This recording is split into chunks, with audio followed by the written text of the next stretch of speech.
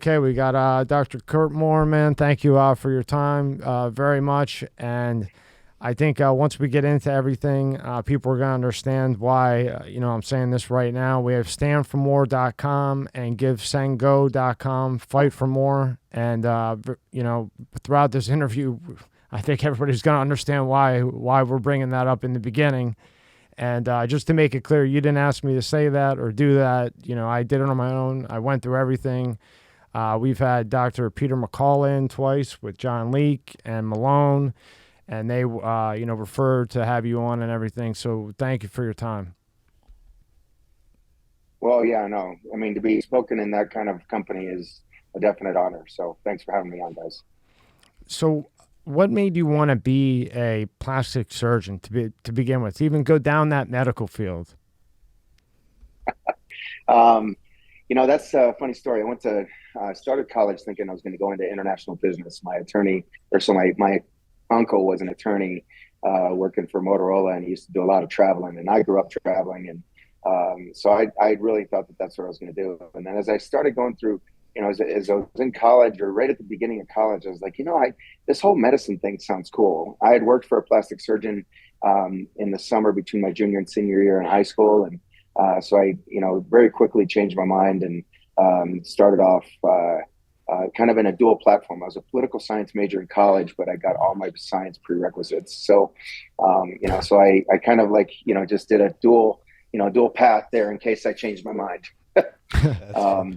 And I don't know, plastic surgery was always one of those things that just, it was super cool because when I worked for the doc in Jacksonville that I was working for, one minute he's doing some sort of foot surgery, and then the other one he's doing a breast augmentation, and then he's doing somebody's nose, and then he's doing a skin graft for a burn reconstruction case. And so it was just, the breadth of, what he was doing was just amazing. And so I thought that was super cool.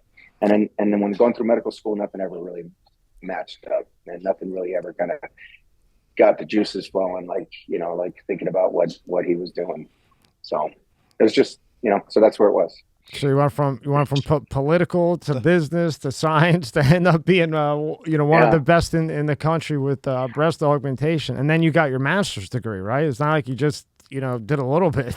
You went and got your master's degree. Full circle.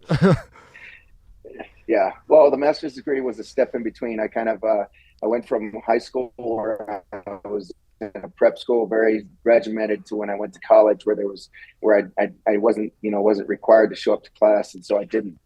Oh. And so my grades freshman year, it took me a couple extra years. Kind of the master's degree was a stepping stone to getting into medical school. So it was not planned that way. You got the real doctor in front of your name. You can actually do something for people instead of the political science doctor, right, where they can't cure anything. With all that and the master's degree, how many years of school or torture, I guess, is that in total? So I did a total of 18 years. This includes my training, and college, medical school, graduate school. I did 3 years of active duty in the Navy, and then 5 years of training. Wow. So a total of 18. So then you get into, you have your clinic, you're at the plastic surgery in Utah. When you first got in there, what are some of the craziest requests that you had gotten that people had come in? I mean, I can only imagine. So in terms of my plastic surgery practice? Yeah. I know, I have a really good friend, Dr. Ozzy, he's around here, and he specializes in facelifts and stuff like that. And some of the things that people come in and ask for, he's like, what do you want me to do? The craziest thing right now that we're seeing is I'm getting a lot of men that want breasts. And then I get a lot of people coming in, they want, bigger butts and, kind of the Brazilian butt lift, fat transfer to the butt. And, but the weirdest thing I would say strangest ones, the ones that are just really hard to come by are the women that come in with these, and they're say 30, 40 pounds overweight. And then they show me a picture of a lady who's, 110 pounds dripping wet with, beautiful breasts. And, and I'm like,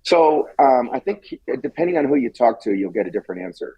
And for me, boobs are easy because I do 8 to 10 of them a week. And so it's kind of it's just something that I'm really comfortable with. My personal experiences of nose or rhinoplasty is probably the most intricate. It probably has the most gratifying results for somebody that you do it right on, but it can also be such a devastating complication if it goes wrong. And just the adage goes, you only get one chance to make, to do the right thing, or you only basically the first operation is the best one, to try to get it right. But there's people that spend their careers just doing rhinoplasties, and they're very, very, very good at it. And that's part of the reason why I don't do them anymore. I just don't do enough of them to really be good at it. So, and I'm very blunt like that. People come in and say something and, hey, I need this. Well, I'm not your best guy, but maybe go to this person, whatever. And so, I get, I specialize in breast augmentation. I specialize in, kind of body contouring and those kinds of things. And I'm really good at it.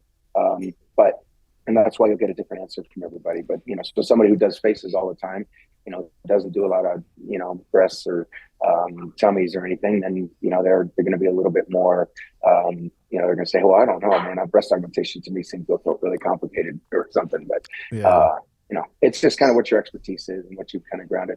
And it's interesting, like I told you guys before, when I first went into plastics, is kind of like the whole breadth of everything was the exciting part. Well, now it's all kind of narrowed down to, I just do, 2 or 3 things. I mean, I do more than that, but, it's, category of kind of body contouring, breasts, butts, tummies, liposuction, those kinds of things. I do, I do some topical facial stuff and, spa stuff and Botox and, those kinds of things. But surgery wise, it's mainly narrowed down to like, 3, 4, 5 different things. Do you see a lot? Do you see a lot more? I don't want to say it's taboo, but I think it used to be taboo. Like if you heard a man went to a plastic surgeon, like, oh, taboo. Men don't go to plastic surgeons, only women. Do you see a lot more men now? I'm sure women maybe still own that spot, but are there more men that come to you for different types of surgeries? Yes, there are. I mean, it's gotten to be a little bit more accepted, men especially doing, I think my internet's going down, but, men doing facelifts, nose jobs, weight loss, after rapid weight loss, you do a lot of tummy tucks and body contouring to help them. And then, probably I would say the most common thing that I do on men is actually gynecomastia. So where men have a little bit more overgrowth in breast tissue and they feel really self-conscious about having, bigger breasts or they kind of protrude through a tight t-shirt. And so I end up kind of doing a fair number of those. And this episode is brought to you by Let's Get Checked. Are you the man your father was? Recent studies have shown that men's testosterone levels have dropped substantially since the 1980s at about an average of 1% per year. Think about how old your father was when he was born. For example, if he was 30, your testosterone levels could be 30% lower than his. Low testosterone levels can have all type of health effects on men. It can affect your mood, sex drive, memory, muscle mass loss, you name it. And yes, low testosterone is more common the older you get, but it can affect men at any age. So let's talk about today's sponsor, Let's Get Checked. You can order a testing kit that will be delivered to you in a discreet packaging with next-day delivery. Once your sample arrives in the laboratory, confidential results will be available from your secure online account within 2 to 5 days. So, if you want to test your hormone levels without having to leave your home, visit trylgc.com/MSCS Media and get 25% off your test using the code MSCS Media. The link is in the description at the top. This episode is brought to you by Manscaped.com. Breaking news, Manscaped now sells beard products. That's right, they are once again revolutionizing men's grooming with brand new Beard Hedger Pro Kit. From a beard trim to a fresh shave, the technology behind Beard Hedger Pro Kit allows you to shave your signature beard look. Now you can finally use Manscaped products to make your drapes match your carpet by going to Manscaped.com and using code MSCS Media for 20% off and free shipping. No one likes a weird beard, so say goodbye to all the stubble trouble with Manscaped's Pro Beard Kit. It all starts with the Beard Hedger. This thing is a monster at fixing faces. First off, this cordless trimmer has a rotary wheel that gives you 20 hair cutting lengths, all with one guard. No more messing around in drawers, this color one, that color one, all with one guard. Plus, it's waterproof, so you can shave in the shower and avoid all that hair in the sink. The Pro Kit doesn't end there, though. First, there's the beard shampoo and conditioner. You need to remember your hair is different. Next, Manscaped's beard oil. Cap it off with beard balm.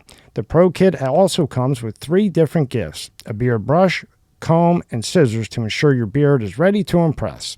So get 20% off and free shipping with the code MSCS Media at manscaped.com. That's 20% off and free shipping at manscaped.com. Use the code MSCS Media. Manscaped Beard Hedger, 1 stroke, 1 guard, 20 lengths. Link is in the description below. But it's definitely more accepted now. And there's not a lot of doctors left like you. Like the guy was talking about, Ozzy, who does it. He's just a face doctor. Like he probably could do breast, this and that, but he just specializes in, facelifts or your nose. But if you come to him and say, hey, can you do my boobs or my butt? Yeah, he says, hey, I can't do it, but here's somebody that I would recommend. I think that's lost because of money interest or whatever. And then Right. you have problems, and then what do? They come to you. You're Mr. Fix-It. And, really, I mean, you're coming there to fix somebody else's mess up because they're not like you, and they're not saying, hey, look, this isn't my specialty. Breast augmentation is my specialty, which you have got people flying, I guess guys and women flying from all over the country. What is it that you do that the recovery is so different and that people are flying to you from all over to do it because of your reputation for that? Yeah, I kind of put it into 4 things. One is the mindset. If you say, then you tell yourself that you're going to be down for 2 weeks and not be able to get up, and you're going to, have all these limitations and all these restrictions and everything else, then you're going to kind of live down to that expectation. Whereas if you kind of, hey, I'm going to be up and about today, I'm going to be able to go to dinner tonight, and I'm going to be able to drive myself to your follow-up appointment tomorrow, you're more likely to live that. It's kind of just setting goals for yourself. So I'm not brainwashing anybody. I'm just, just telling them, hey, this is the way it is. The second thing is that I do a kind of a unique anesthesia approach. I don't use any narcotics. I don't use any gases. So there's no morphine, there's no Demerol, there's no fentanyl, there's nothing. And they get a single dose of what's called ketamine, which wears off in like 20 minutes. It's not really a narcotic, but and that's kind of like the induction agent. And then that's it. And then I run basically the Michael Jackson drug, right? The propofol, the Diprovan, and run that on a very very titrated dose. Run that throughout the whole case. And then as soon as my surgery is over and we stop the anesthesia, they're wide awake in about 7 minutes. Wow. And they're in 20 minutes later, they're putting on their clothes, and 30 minutes later, they're out at the door and on their way home. So the anesthesia has a lot to do with that. And then you don't feel like you got hit by a truck. I don't know if you guys have ever had surgery, but after surgery, when you have narcotics and you have gases, they stay in your system. They get sequestered in your fat cells, and then the fat cells will slowly release them over time. And so you have this hangover. You feel like you just got run over. And so that takes 2-3 days to get over. And so if you feel like crap right after surgery, then you're not going to feel like going to dinner and feel like getting up the next morning and those kinds of things. So if I avoid all that, then I avoid those sequelae. And then third thing is the way I do my surgery. In terms of kind of minimize bleeding, I will do everything under direct vision. I used to kind of do a lot of what's called blood dissection. And so by not getting any bleeding, I don't start that cascade of bleeding to inflammation to pain. And so, minimize that. And then the fourth thing is I have people moving, they're moving their arms, they're raising their arms above their head, they're stretching. I tell them all the time, you're paying me to create a Charlie horse in your chest. And the next time you get a Charlie horse, try sitting there for even 10 seconds when you got a spasm in your quad or your calf or anywhere else. I mean, the first thing you do is stretch it, massage it. So I have them do the same thing. So the moving and the stretching and all that stuff is kind of keeping that Charlie horse from developing. So that's kind of the process of, of doing it. It's been a maturing process. I'm not the only crazy guy out there doing that. Okay. I learned this from, I learned this guy from a guy by the name of John Tebbets in Dallas. He wrote a book called The 48-Hour Breast Augmentation. I got sanctioned by the American Society of Plastic Surgeons for false advertising when I was advertising a rapid recovery breast augmentation, or pain-free breast augmentation, because I was having people take Motrin. That's all they take. There's no narcotics. Wow. They just take Advil, Tylenol. I wonder why they did that. Wow. And so I got sanctioned. I wonder why they did that, Doc. Maybe Big Pharma, possibly? Don't you say anything. Yeah, so my history with that goes all the way back, to like 2007, 2008. And then now it's gotten to be such a popular thing. There's actually a guy in Boca, I think, or in the East Coast of Florida, that owns the domain Pain-Free Breast Augmentation, and he is a board certified plastic surgeon. And I wrote a letter to the American Society of Plastic Surgeons, whom I'm no longer a member of. Hey, I said, are you going to sanction him for his website domain like you did for me, 10 years ago? That went into the paper shredder. That went into the big paper shredder with everything else. Yeah. He must be giving the pain pills file, after. Yeah. But yeah, Doc, that makes total sense. You're not putting the gases in and morphine, so you don't have that going through your body. Then you're not coming down from all the morphine. And how you could do it where you just give Motrin. I mean, that's awesome. That is awesome. I mean, that is spectacular. Yeah. Have there been changes? I'm sure there have, like anything else over the years, with technology that's helped the process. I don't know, with lasers or anything like that. It makes the job a little easier than it used to be. Well, the technology, there's people that use things. There's people that put in these little tubes and, like that put in some Arcane, which is an anesthetic that helps kind of numb up the pocket and do that. I don't do that. There's a monitor called a BIS monitor where you can monitor brainwave function. And that's the guy who originally developed this anesthesia technique, is a guy by the name of Barry Friedberg out of California. And he used to use a BIS monitor, and he would keep them, between 70 and 100. Or 70 and 90, I think, which tells you that your brainwave monitoring or your brain waves are in the right position to kind of have the right depth of anesthesia in order to kind of continue the case. I used the BIS monitor for a while, but I just found that it just really didn't make a lot of sense, because they have disposable products, and so you got to buy it. And so it's like, $15-20 a case, and that adds up when you're doing 300, 400, 500 cases a year. So and really wasn't giving us any additional information. So from the standpoint of technology, no, the best technology in the OR right now is my radio and listening to podcasts.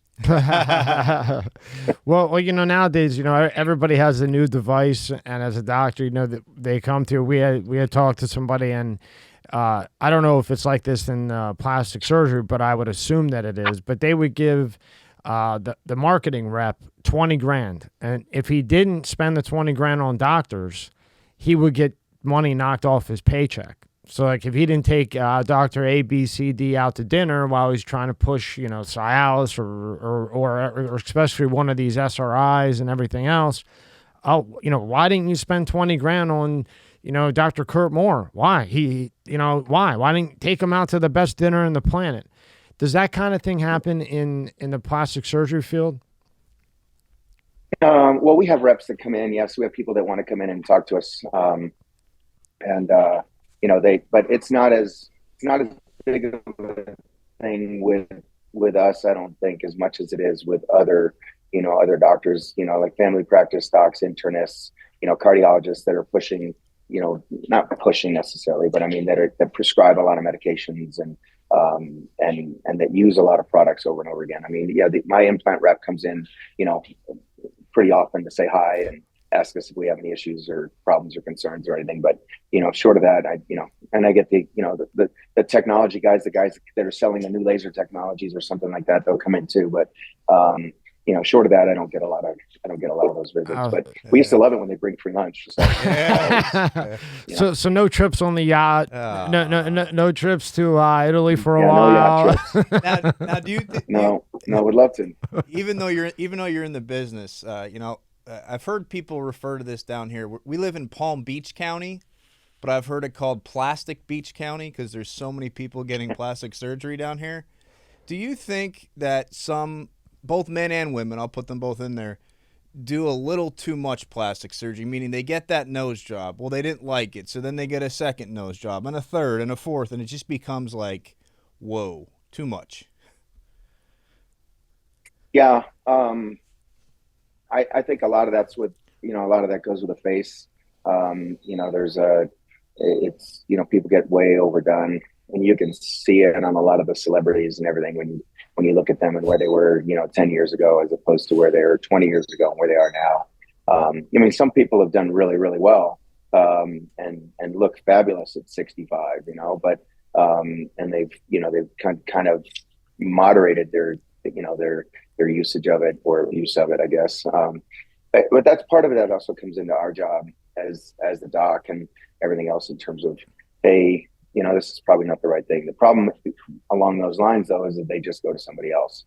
But for me, I don't want to deal with that. Just go with somebody else. I'm not going to do your lips the way you want your lips done. I'm not going to, put in more Botox just because you want to have that total, paralyzed face, or, whatever it is. And so I just, I'm very blunt. I'm very open. I'm very kind of like, hey, look, that's not the right thing for you to do. So I lose a fair amount of business because of it, but I'd rather be the guy that, kind of like again, the reality check. Part of me is, making sure that people have the right, the right outlook in terms of what we can do and what's best for them. Yeah, like we'll look and we'll have some celebrities in or whatever, and they just look the same. So we always look at each other and say, I wonder how much HGH, wonder if they're messing with the NAD. And then you see some and you go, holy shit. You know what I mean? Like, is that the same person? Where they just go so crazy and they're, it's just out of control. So before COVID hit, how many years were you in practice before the whole pandemic and all that mess? Just the mess alone where 19 years. Yep. 19 years, people are flying into you to get breast done. You're Mr. Fix-It because you're a straight shooter. You're not going to make somebody's lips the size of New York because they saw a picture of a celebrity and want it. That's what I seem to do it myself. Girls that I dated before now in the past, I could probably buy a house with the money I spent. Oh, shit, I really probably could. And then, is this too much? Lamborghinis on top of it. Yeah, and then, hey, is this too much? And then somebody says, did your lips get stuck in a suction puck? And then it's my fault. You're the one who wouldn't shut up about it. So I wish you would have been around for some of those experiences. So COVID hits, everybody's in a freak out. We had Dr. Malone in, like I said. He had gotten the wrong proctals for the vaccine, and he almost died. He took it himself and almost died. And in so many words, he had said to us, once he got the right proctals, oddly enough from China, when he went through it, he had said, if somebody had gotten that shot, they're at an extreme, I don't want to put too many words in his mouth, but at extreme risk. So COVID hits. And what, people were coming to you for vaccine, or how did that affect? I'm like a plastic surgeon. How did that affect initially? Yeah. Initially, how did that affect you? Where did this all start? Well, so it all started in March. I'm watching the news just like everybody else is. January, February, early March, and I'm be honest with you, I'm kind of scared. What's going on? What is all this news stuff? But I'm busy, it's busy time of the year, spring, everybody's kind of, it's boob season, so I'm not, I don't have as much time to spend on everything and kind of really research it and get down to it. So I go home after surgery. I think it was March 16th, March 17th, something like that. I see some report on the news about, something going on in China or something. I don't remember what it was that kind of like put me over the edge, but I called my office manager and I said, Heather, close the office down. I'm not coming back to work until we can figure out what's going on. A week later, Utah shut down for, non-essential business. Okay. I don't know what's a non-essential business. And they never did describe that, but I guess were the strip clubs Walmart, open? Amazon. Doc, the strip clubs are open. The alcohol, the strip clubs are open, and you can still buy booze. Must have been a real bad flu, huh? Yes, really bad. So anyway, but what that allowed me to do is it allowed me really to just sit down and do all this research. And so I just did nothing but research, nothing but look up articles and read journals and watch podcasts and listen to the experts like Dr. Malone.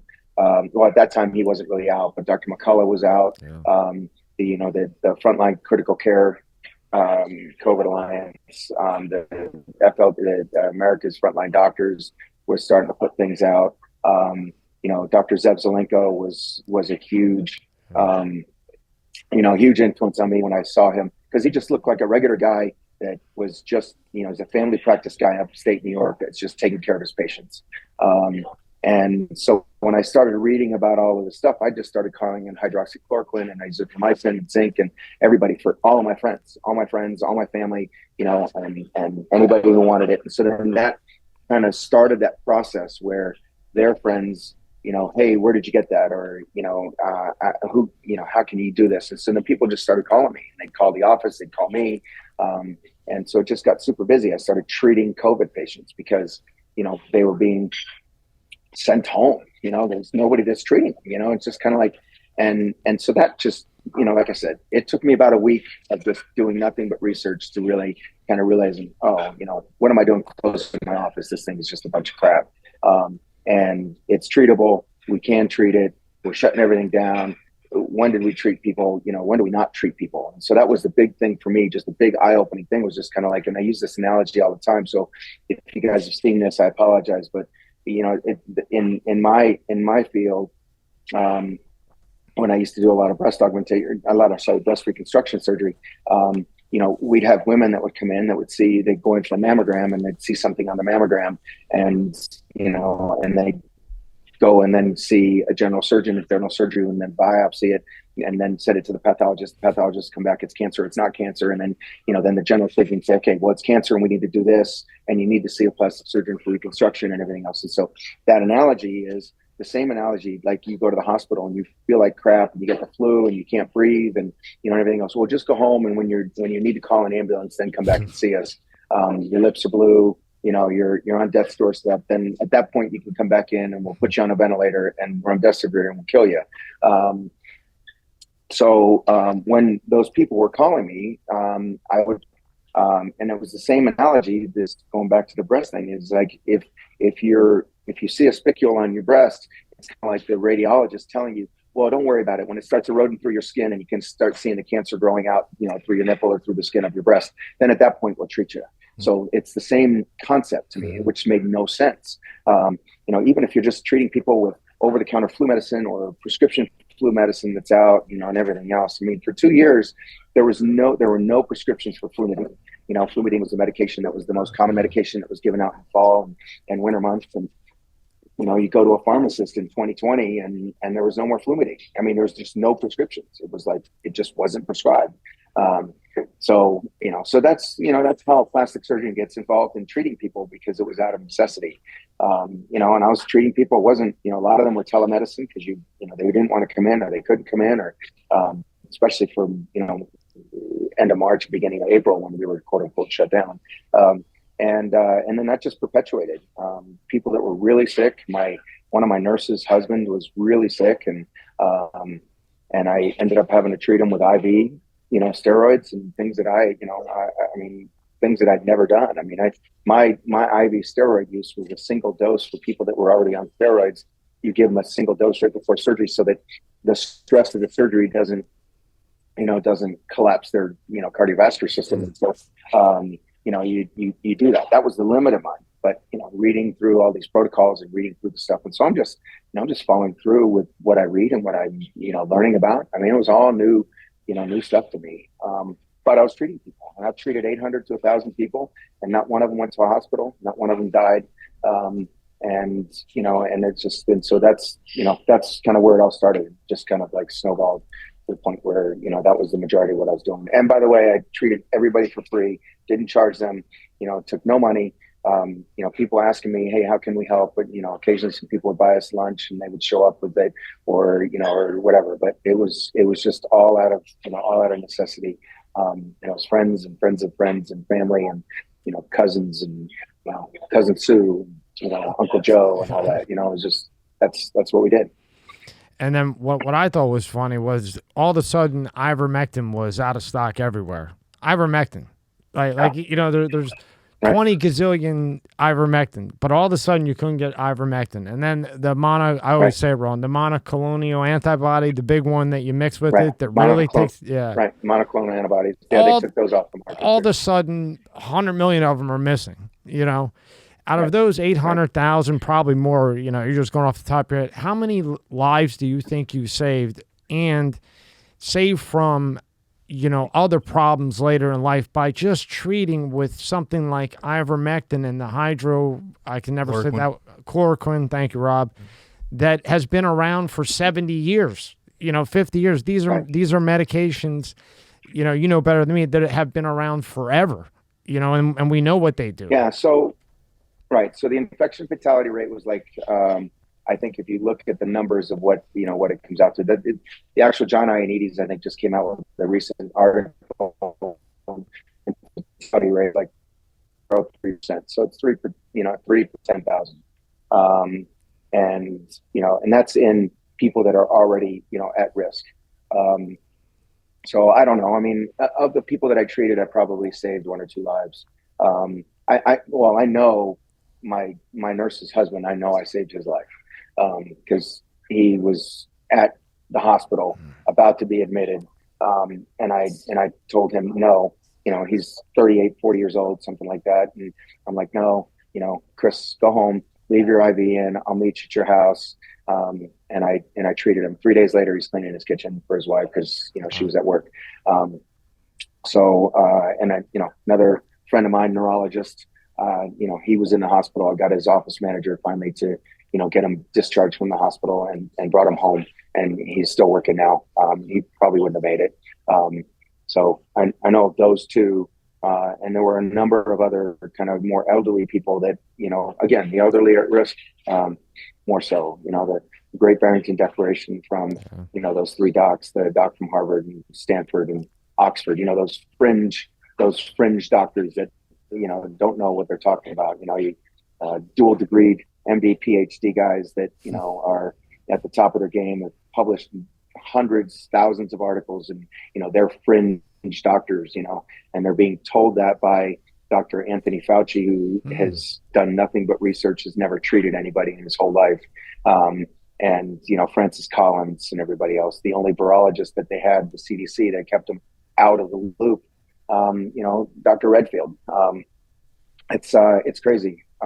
Never in my career have I been to the CDC or FDA to ask them advice on how to take care of my patients. It's never been an issue. It's just kind of like I just don't go there. I call my colleagues, I call my mentors, I call people that, that are in the know. Hey, what do you do with this? Right. I don't go cdc.gov and look up and see how they treat this, but all of a sudden that was the paradigm. And so it made me so mad. And I couldn't believe what was going on. And then at that same time when ivermectin is being taken off, by the way, it's not like, it's not like the government bought it all up. Okay. Government bought it. Same thing with hydroxychloroquine. They just sequestered all of the medication and then they wouldn't release it. All of us as physicians in our own private practice have, drug suppliers, medication suppliers. And I used to be able to get these medications from them. And I prescribed hydroxychloroquine on 3 trips. I went to Ghana 3 times on humanitarian trips, and I would prescribe hydroxychloroquine for the 50, 80, 100 people that were going with us, for all of them. Never had an issue with getting it filled. I was being told now by pharmacists that I'm not qualified as a physician to write a prescription for hydroxychloroquine because I'm a plastic surgeon. And it's just the mentality of all this is just nuts. So anyway, and then you start talking about, well, you got to wait for a vaccine for life to return to normal. And I'm like, oh God, so you haven't been able to get a vaccine for AIDS in 40 years, and now you're going to be able to get something in less than 9 months, for a coronavirus, which is a ubiquitous virus that we've, been treating or not been able to treat really for. It's a common cold virus. We know what coronavirus is. And so all of a sudden we have a vaccine for it. Why didn't we have one 10 years ago? Why didn't we have one 2 years ago? Why didn't we have something 20 years ago? So it was all just, it was just all fake news to me. And what was insane to me was all these drugs that we all knew worked. Every doctor I talked to that wasn't with I call it the agenda. These are all generic Right. drugs. And now all of a sudden, and like I'm asking you the same thing. Like, have you ever seen a generic drug suddenly like you just can't get it out of stock? No, the government bought it all up, and then Right. you're supposed to go to Fauci, or I guess the CDC or the FDA, who's just supposed to regulate the drug to make sure what's in the vial is in it and it's not, I don't know, powder in it or whatever it may be. And you're supposed to ask them what to do. And they say, what, put a mask on so that your body can't build any type of immune system against it? Or let's go take this shot that we have no, years of testing on it that just happened to come from Pfizer and Moderna and whatever. And we've seen how much money they've made. And then they did their own case studies. That's what blew my head Right. off. They did their Right. own fucking case studies. So Right. I make this, And then they wanted to hide it for 75 years. and then they wanted to hide it. And then this episode is sponsored by ZBiotics. What is ZBiotics pre-alcohol probiotic? The ZBiotics pre-alcohol probiotic is a genetically engineered probiotic you drink before drinking alcohol to avoid that rough next morning and get back to living your life. PhD scientists invented it because they know the real problem is not dehydration. It's a toxic byproduct of alcohol. And ZBiotics pre-alcohol probiotic is the only product that breaks it down. Just remember to drink responsibly and plenty of rest too.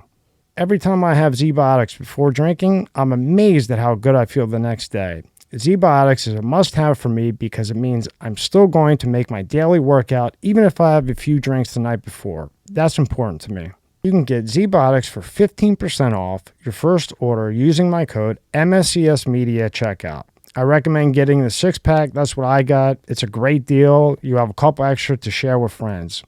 Go to zbiotics.com/MSCS media. That's Z as in zebra, biotics, BIOTICS.com/MSCS media, or scan the QR code on the screen right now and get 15% off your first order. You will not be sorry.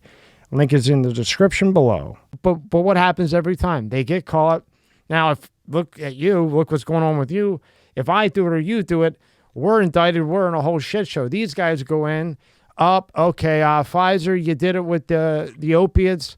You did it with this. You did it with this one. 15 billion this time. Well, they just made 500 billion. Sure. Right. Go back to work into the next one. So now, All right. It's the cost of doing business for those guys. so then when did it come to the point for you where the government really stepped in on you as a doctor? Like, I don't understand why, like you said, wouldn't you call another doctor on your level or that's more, a doctor that's more experienced than you with this to ask questions, not them? And then the government steps in and says, you're supposed to do A, B, C, D. When was that? And, your eyes had gone into the back of your head like, what? Yeah. So, I mean, I didn't hear about any kind of investigation until January of this year. So middle of January, I think it was January 11th, Wednesday, the FBI, the HHS, and Department of Homeland Security. So all three agencies, I had about 11 or 12 officers in my, agents in my office there to confiscate my phone and the phone from my office manager. And that was the first that I'd heard that, we were under investigation. And a week later, I wake up to an email from a reputation website with a screenshot of an article that had been published in the Daily Mail. And, it was an article about the Utah plastic surgeon and 4 co-conspirators have been indicted for fake vaccines, and have taken money, from their patients for this. And so the federal government is criminally indicting them for fraud, conspiracy to commit fraud, and aiding and abetting. So 3 of us out of the 5, so my business and then 4 people, only 2 of us have actually been served still. I mean, we already had our arraignment, and the only reason I found out about the arraignment was because it came in a news article. So it was just everything was kind of like obviously just a whirlwind. Who do I get? Where do I get an attorney? Who's the best? How do I find somebody? We ended up finding a couple of attorneys here locally, and then all of us had to have individual attorneys, each one of us. And even though we're fighting all the same case, so I'm covering the costs for my staff, for their attorneys, and it's just like I said, it was a whole whirlwind. I mean, I've since had a time to breathe, but it's a daily thing now. Part of my week is we have meetings, with my PR people and trying to, like schedule interviews, like what I'm on with you right now, just trying to get the word out. So now that's part of my, my daily, weekly, stuff. I mean, it's Saturday at 11:15 my time. And I'm doing something that I typically wouldn't be doing. Not that I don't enjoy it. I actually like getting my story out. I think it's important. I think that if we lose this fight, if we lose the medical freedom fight, we've lost it. Right? I mean, that's the next domino in this whole, in this whole sphere and this whole scheme. And if we lose, whatever happened to 2017, my body, my choice, when Donald Trump was elected and everybody was worried about abortion rights. And then, and 4 years later, fast forward to 2021, whatever happened to my body, my choice, well, that flew out the window when they said, you have to take this shot in order for you to be able to go to the grocery store, in order for you to get on an airplane, in order for you to go back to work, in order for you to be in the military, in order for you to have a medical procedure, in order for kids to go back to school. I mean, it was just a total travesty. So that's where we are.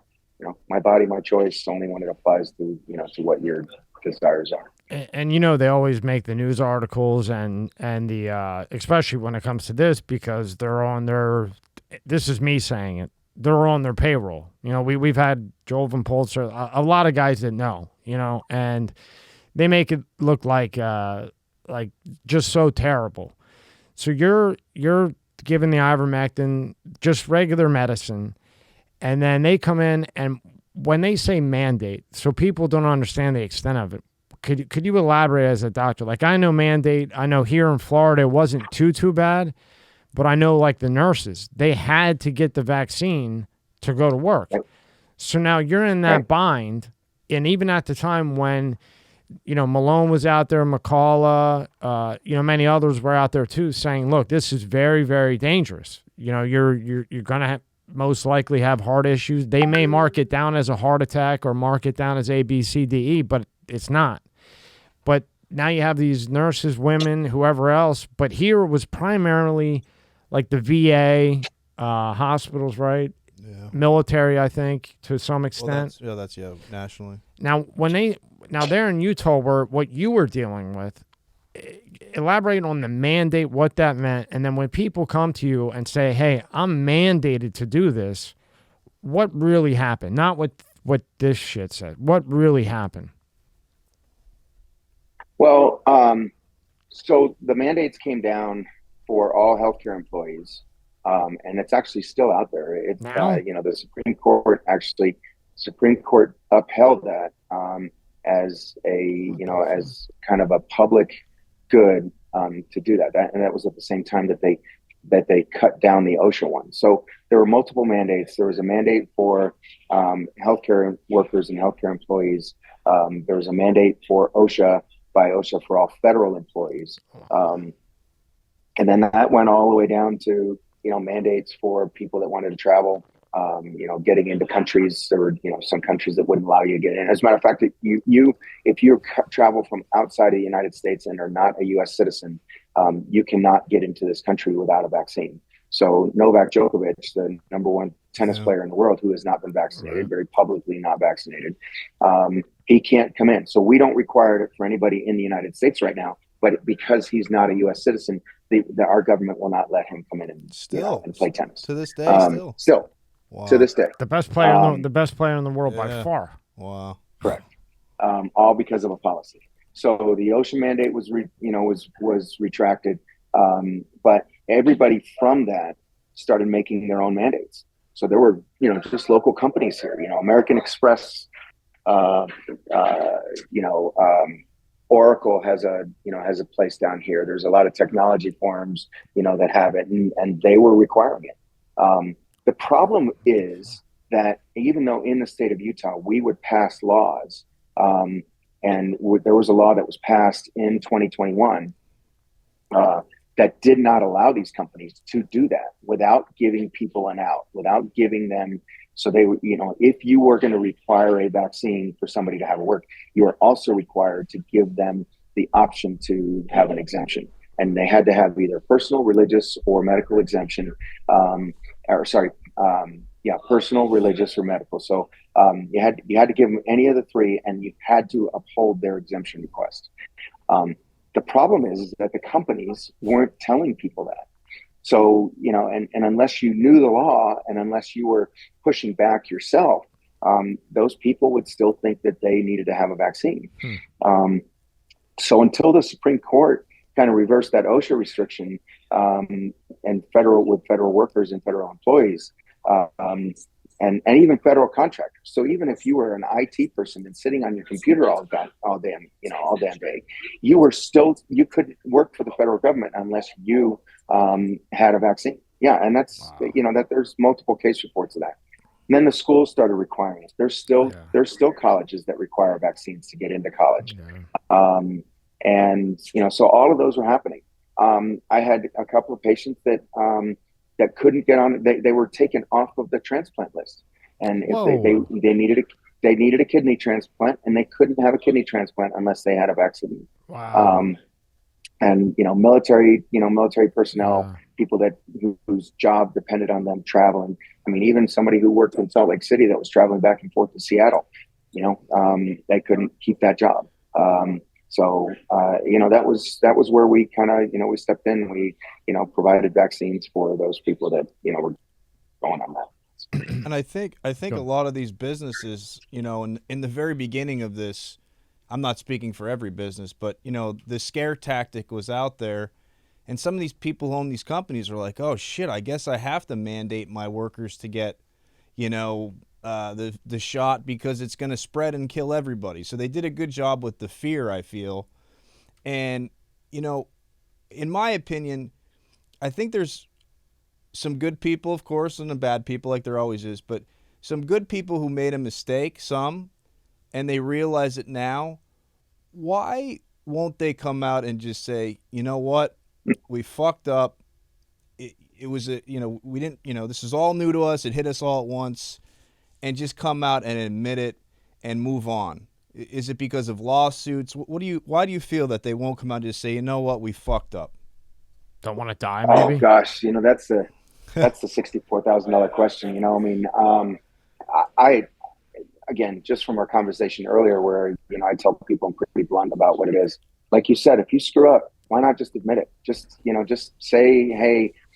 Especially from a one-on-one person, a one-on-one individual. I think more people are, they're just not very public about it. I don't know that they're at risk for being sued, because I don't know that they can be sued over something that they were required to do.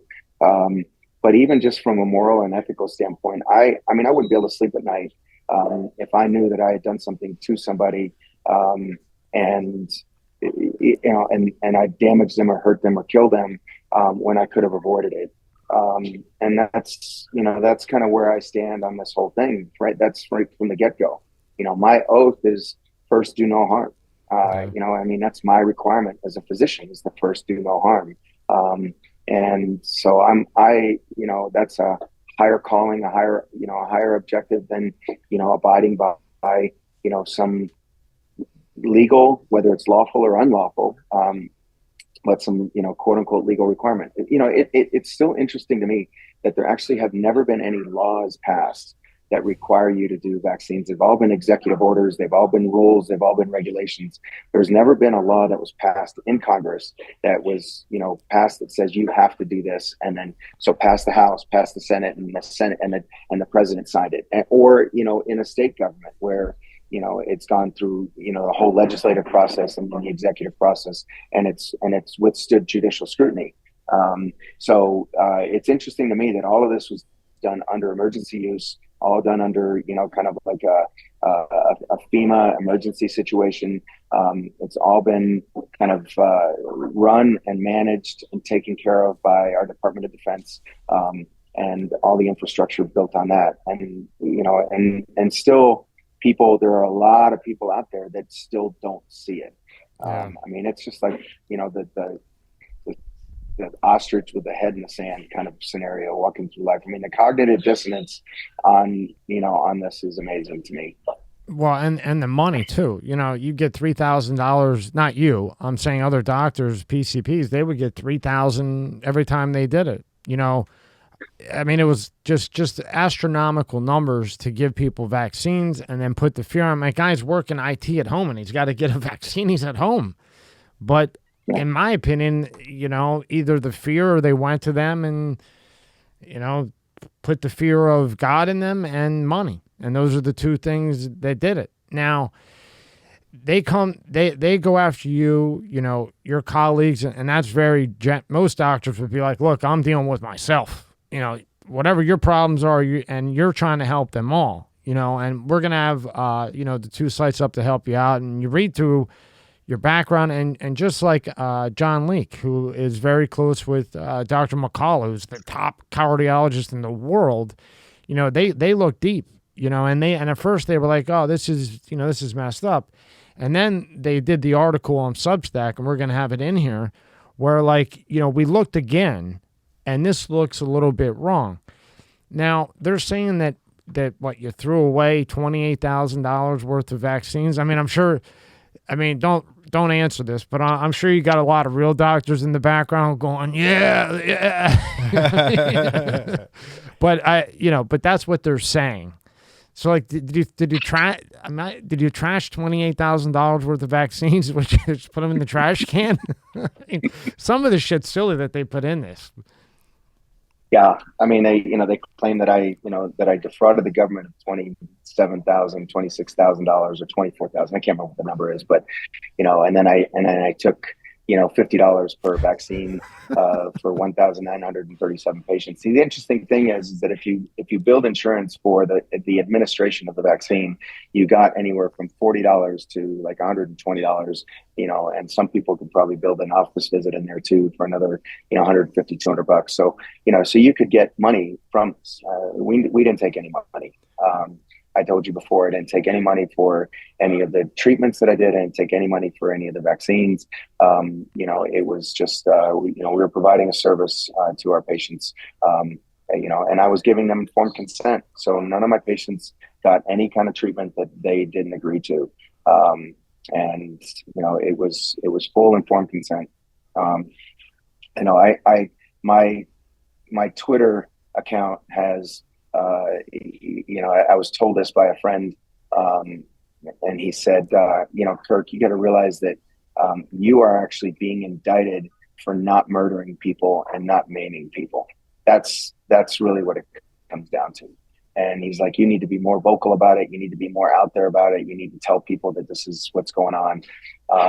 Because it's a scare. It's just fear porn, scare tactics. I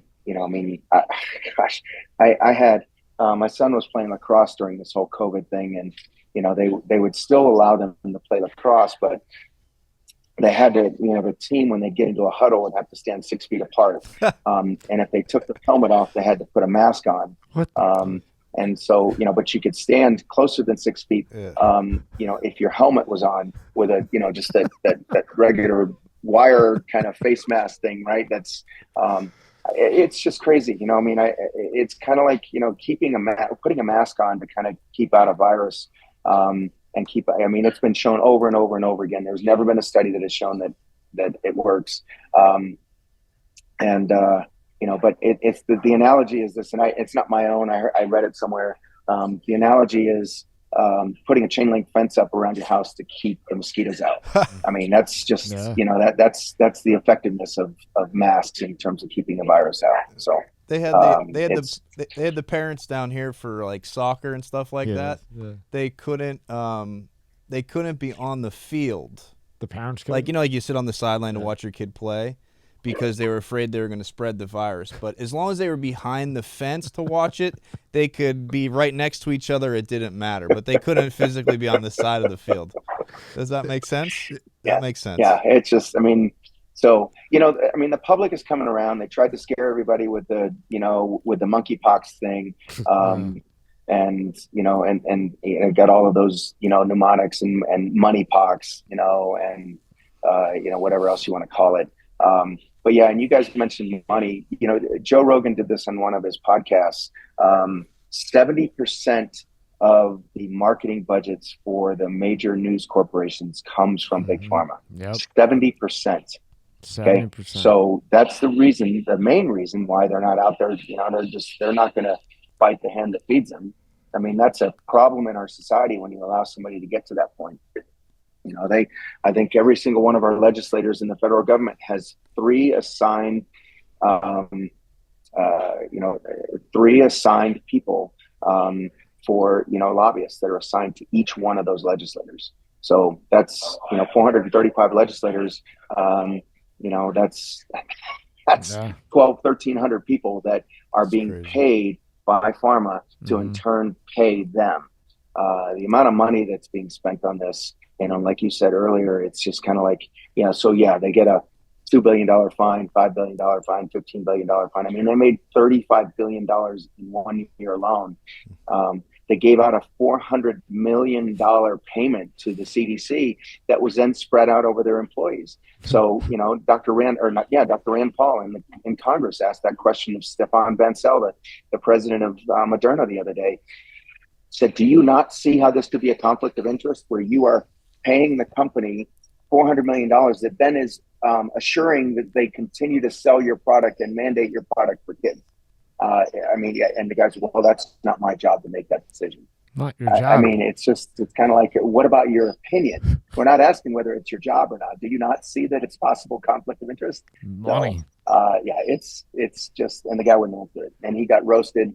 If you haven't seen that, he lied in front of Congress again. These people just lie and they're not held to account. They can stand up there, Anthony Fauci and his gain of function stuff, just outright lied to Congress, lied to them, and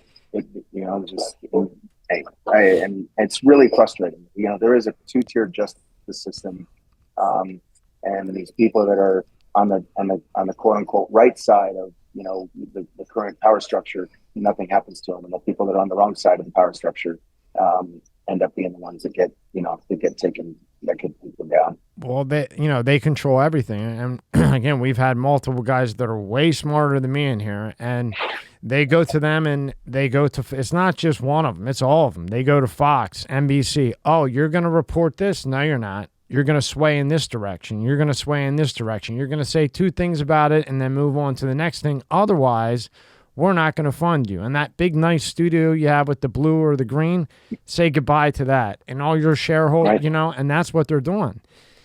Right. Now, when they come and I thought it was silly. You're a plastic surgeon. You have people flying in, like I said, and I keep saying it to make a point, from all over the country to get breast done.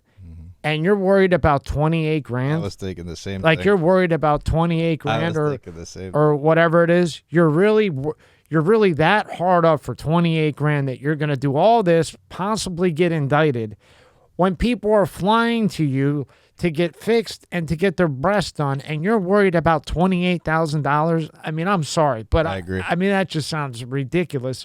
Or, and we'll get into this next, $50, and they got in the indictment, there's $50 shit that went to basically donating, from what I understand, freedom of a doctor.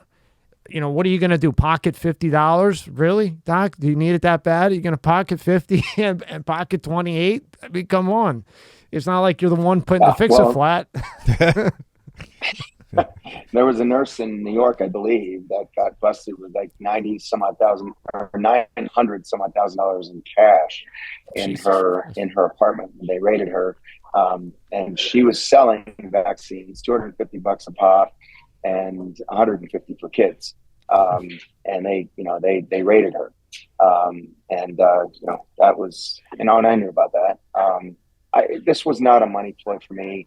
I told you before, I was providing, COVID treatments for free for the patients and people that, that I knew, and then people that I didn't know, because they would hear about what I was doing. And so I treated hundreds of patients, again, same thing. I didn't have the infrastructure in my office. I don't bill insurance. So even if I had, the capacity, wasn't something that, I was interested in doing. I don't bill for insurance. It's not, most docs were, you bill for an office visit, bill for treatment, bill for something that you intervened with, or whatever, write them a prescription and then send them home. It wasn't just, it wasn't that hard, in my opinion, to do the right thing. And that's what we were doing. We felt we were doing the right thing. And oddly enough, I think you'll find this interesting. My doctor, who he has been a doctor forever, he got sick and tired of saying, like, okay, my patient has this, but they need the brand name, because the brand name this particular medication, the brand name works different than the generic. So I'm writing a prescription for the brand name because I know it works different than the generic. He fought for years with the insurance companies, and he said, you know what? I'm taking the risk. I'm leaving. Wait till I tell you this. So he leaves. He says, the hell with it, leaves, takes whatever he had made, opened up his own practice, cash only. He didn't lose one patient.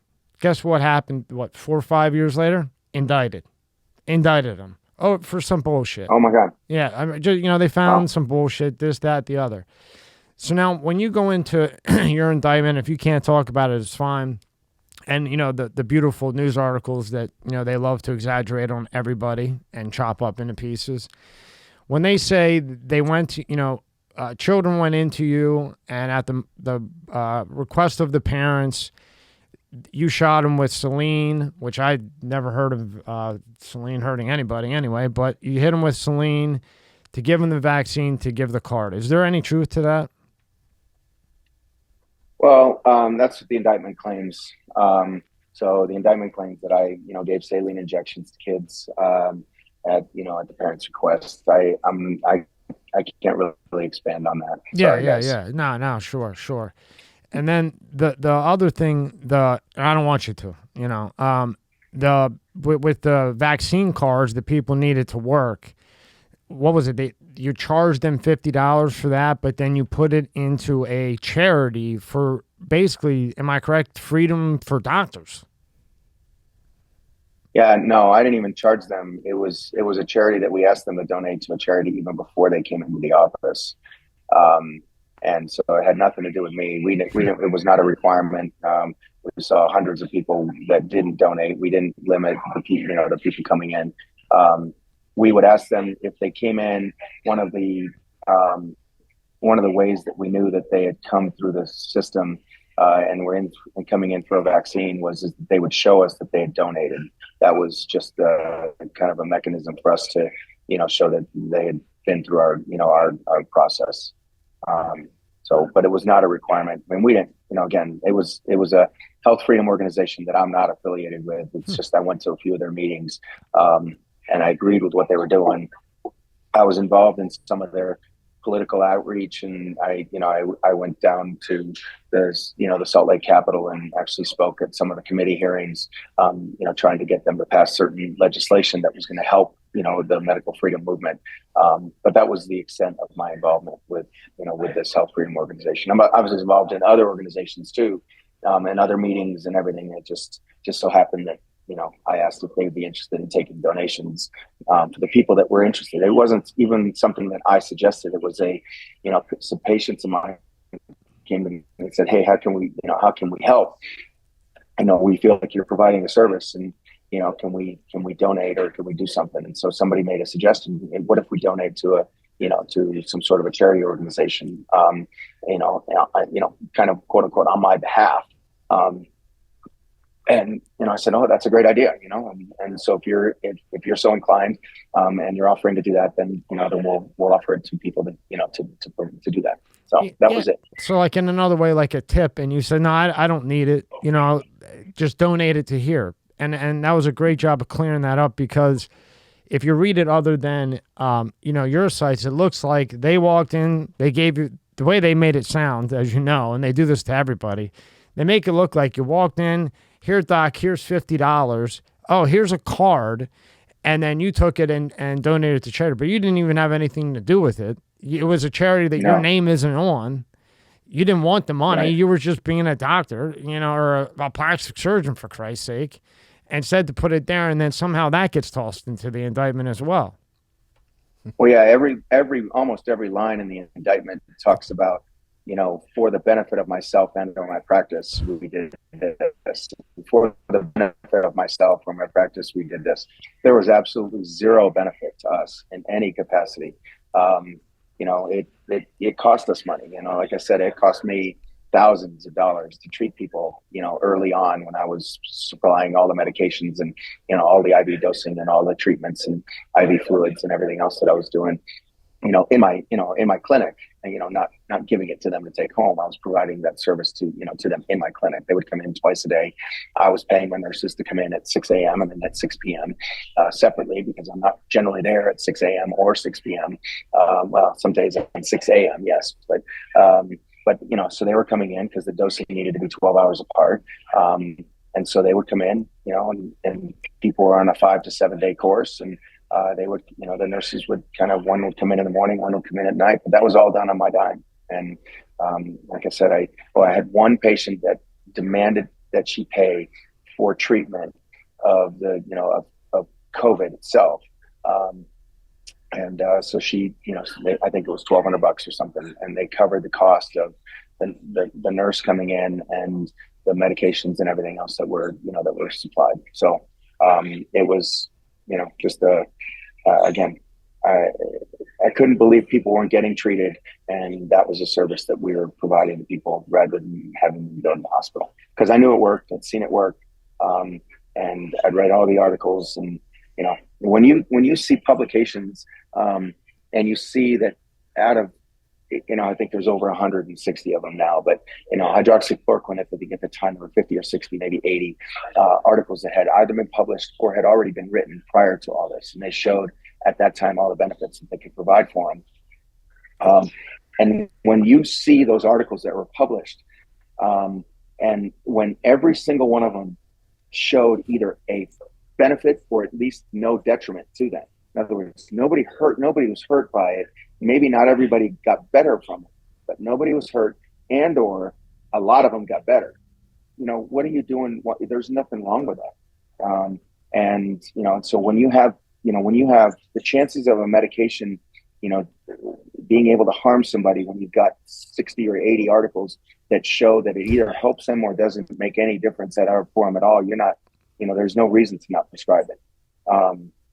And the only articles that actually came out and showed that there was a detriment were the articles that were run by our federal government, the studies that were run by our federal government, that they were using toxic doses of it on purpose to damage people. And then you see stuff on the news where, all these lines outside of the emergency rooms for people that quote unquote needed care but couldn't get into the hospital because all of the patients that were in there were having hydroxychloroquine overdose treatment, because their hearts were damaged from it.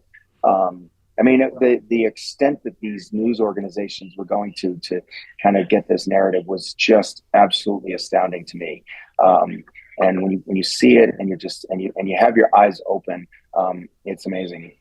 There was a quote that I saw on a podcast that Edward Dowd did. Edward Dowd he wrote that book called Cause Unknown. Yeah, Cause Unknown. And he was being interviewed by Tucker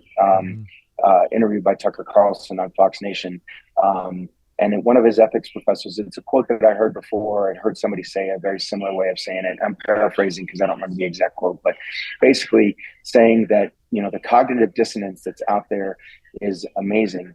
And the problem is that people whose opinions are based on emotion, so their foundational opinions are based on emotion, will never be swayed by the facts.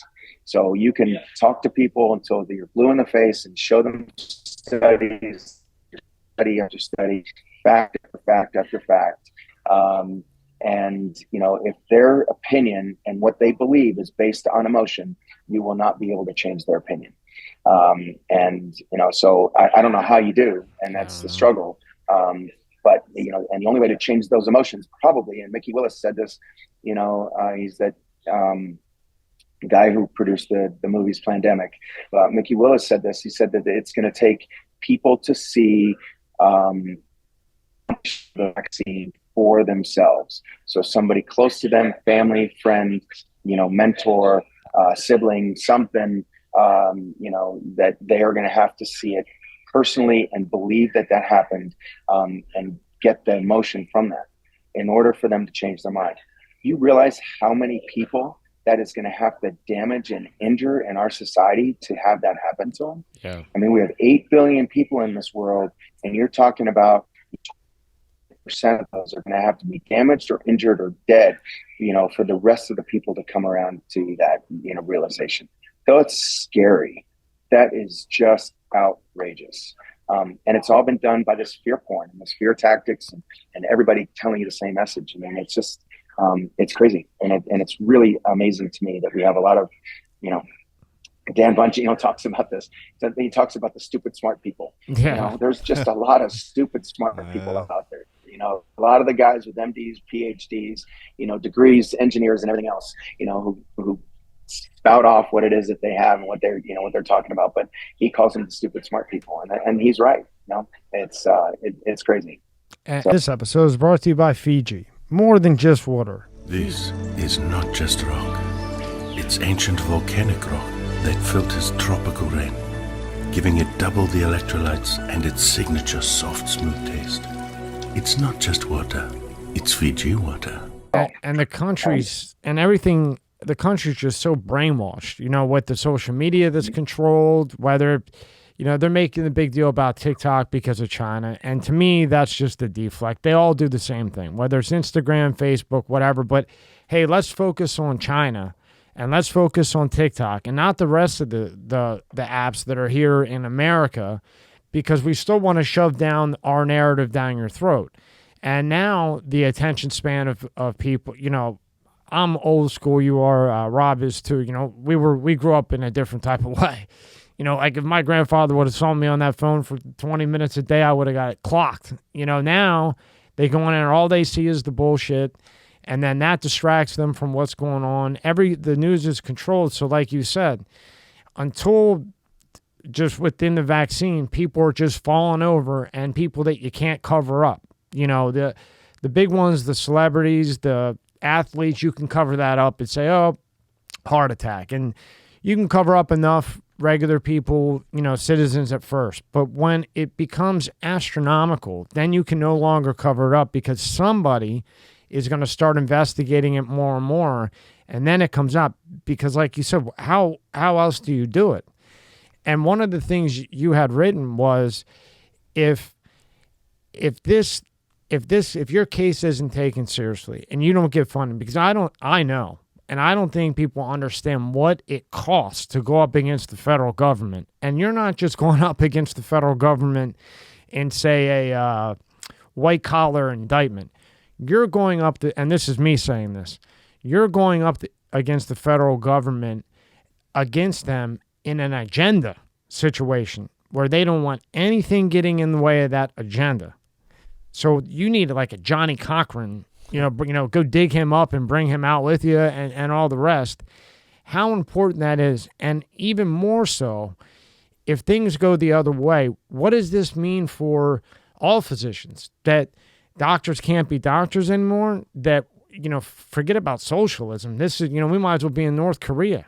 We just had Naomi Park on, and she was just, it's getting more and more like that.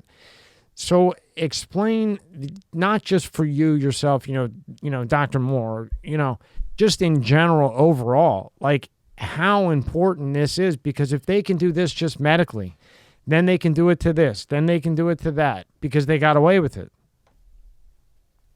Well, I mean, they're using me as an example. If they convict me, it will show all other doctors, do not come out against the narrative. Do not do this.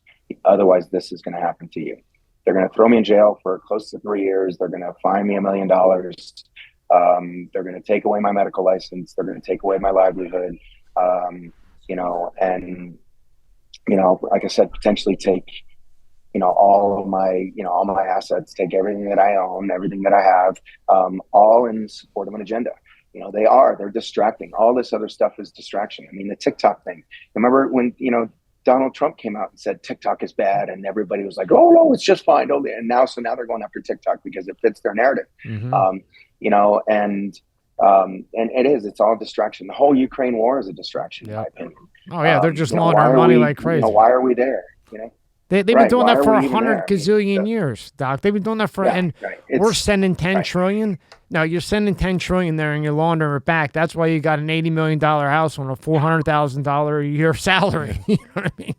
That's me saying that, by the way. Right. Yeah. I mean, it's just, no. And I mean, that's all what it is. It's all distraction. It's all kind of like, trying to just kind of like, oh, squirrel, and just kind of pointing some, changing, trying to do this because they're going to, the amount of damage, the amount of humanitarian destruction, the genocide, Dr. Toby, I'm blanking on his last name right now. He runs a Substack, Utopia, and Toby Rogers. He has a term. I don't know if he coined it, but I read it there first, called the iatrogenocide, which is a physician-induced genocide, worldwide genocide. Mm-hmm. Is what's happening right now.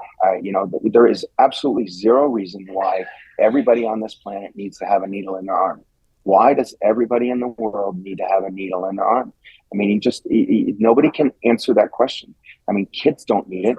Their infection fatality rate is like 0.0 and then add like 6 or 8 zeros before number 1 is percent. Okay. I mean, that's how, and the only ones that do die are the ones that have other comorbidities or diabetic or have some, really severe asthma or really severe, medical, problems or complications. No kids are, doing it. We have 3 or 4 countries in this world, Finland, Sweden, Denmark, England, that are not requiring it or actually recommend against it for 12 and under. We just approved it for 6 months and over. What are we doing? Wait, we approved the vaccine for 6 months for a six-month-year-old kid? 6 months and over. It's on the child vaccine schedule now. When you have the guy who made it saying don't take it, the guy who made it, he's coming out on everything and he's saying don't take it, and they're approved. Jeez, Louise. Yep. And what you're saying is, if you don't come out on top of this, then that sets the standard. It puts fear in every doctor. Because now every doctor is going to be like, well, on this one, I better just go with it because, I don't want to get indicted and blah, blah, blah, blah, blah. And then if you're sick, who can you trust? Right. I mean, it's really. Well, when it's all, I mean, it's, when you start, I've been down so many rabbit holes, it's crazy. The whole, we want to talk about corruption. We want to talk, you mentioned this earlier about the corruption in the media, the corruption in politics, the corruption, the corruption in medicine, just the corruption everywhere. The Flexner report back in 1910 and 1911 that came out was, written by 2 guys that were, Rockefeller, Carnegie, kind of stooges, and they wrote this report. And then, within 20 years, there were no more homeopathic medical schools. And then everything now is driven by, petroleum products and petrodollars and petromedicine. And you start researching this stuff, and it's amazing to me that how much of it is all out in the open, and how they're saying it, it's all out there. You can go back and you look at old quotes by, the Rockefellers and the Carnegies and the doctors that were involved in that, and any number of organizations that's out there. It's just crazy. And it's, like I said, now it's all out in the open. Event 201 that happened in October of 2019 was a was just it was a simulation of exactly what happened 6 months later. Yep. You know, I mean, you go through that 3.5 hour presentation. It's still online. Go to event201.com or whatever.org. I don't know what it is, but, you know, and it's there. And they talk about a coronavirus. They talk about the media. They talk about, you know, having it rerun by the, you know, Department of Defense and the CIA. They talk about how there is, you know, what they're going to need to do with masks. And then they talk about how it is that they need to take away medications that can work. And they need to change the narrative, and they need to get a vaccine going. They need to get a vaccine in everybody's arm. And I mean, it's crazy. Once you start looking at this stuff, there's no hiding it anymore. And the only question really just comes down to how long is it going to take for the masses to wake up? And unfortunately, getting to the point where I believe, you know, what Mickey Willis says, and that it's going to take a real significant, you know, genocidal humanitarian impact to do that.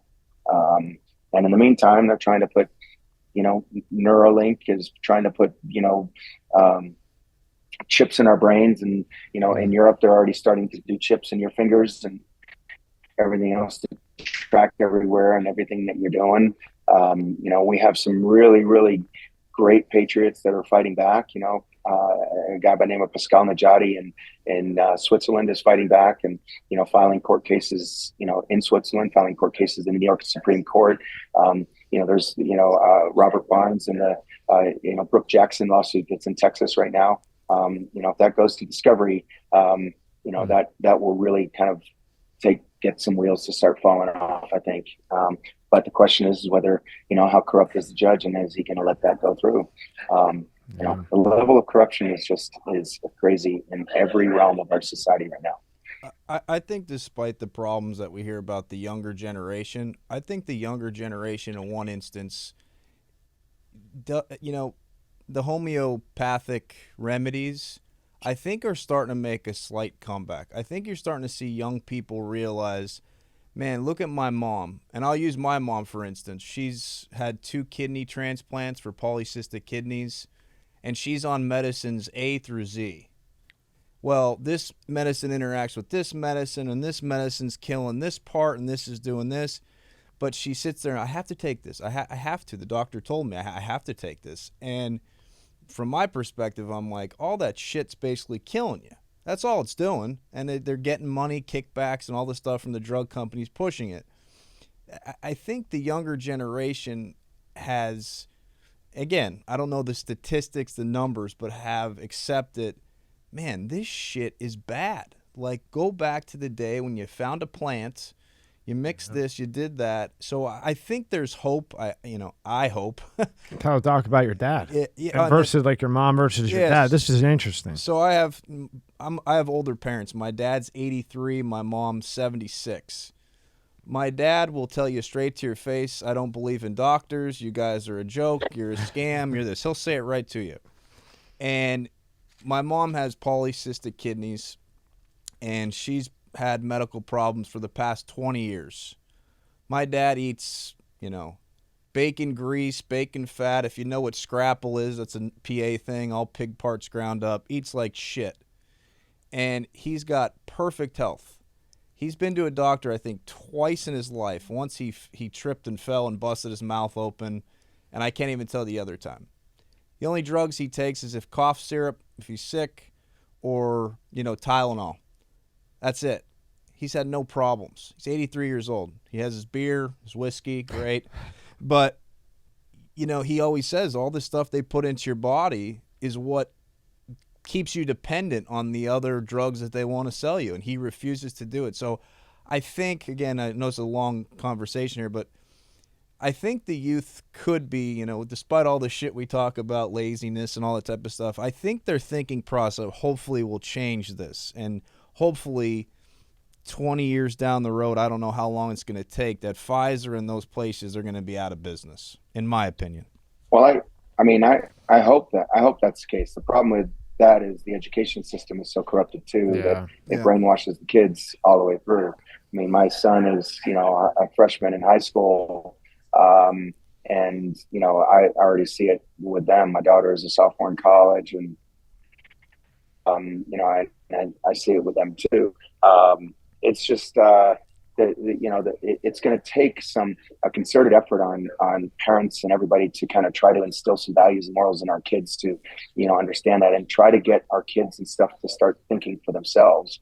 I mean, we even have our government now, and the FDA and CDC are trying to push for legislation to take off the books that you can't use any drugs off label.